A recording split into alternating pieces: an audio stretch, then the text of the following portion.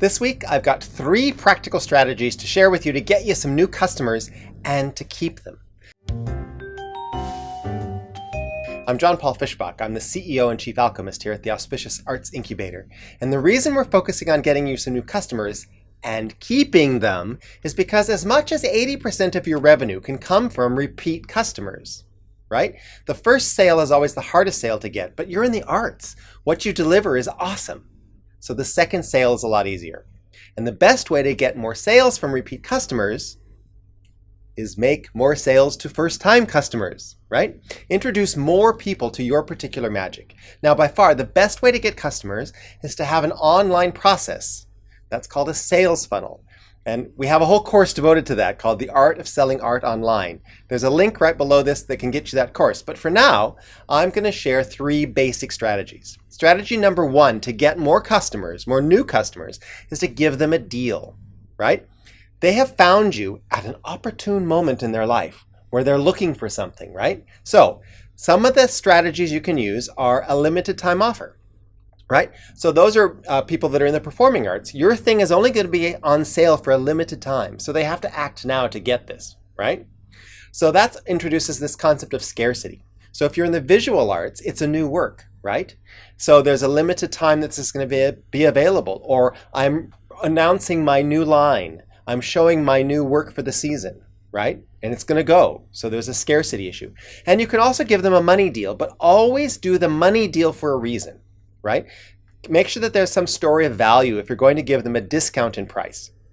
Your goal is not to make as much money as you can on the first sale. It's to make the first sale. So think about some of those strategies.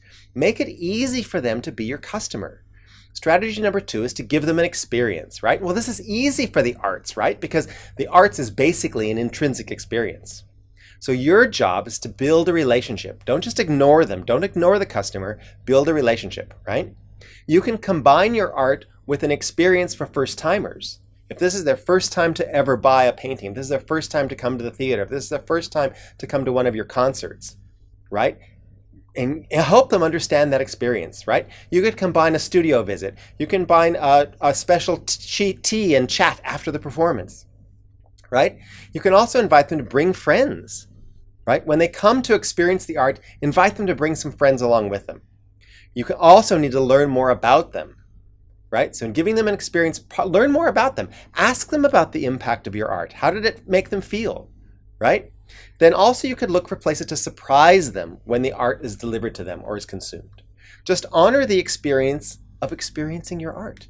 And the third strategy is just give them some information, right? We call this education marketing. So share inside information. Explain how to consume your art, right? Tell them your story, including how this art came to be. Maybe you want to lead them into the bigger picture of the spiritual connection and the value of your art, right? If they know more, they're going to share more.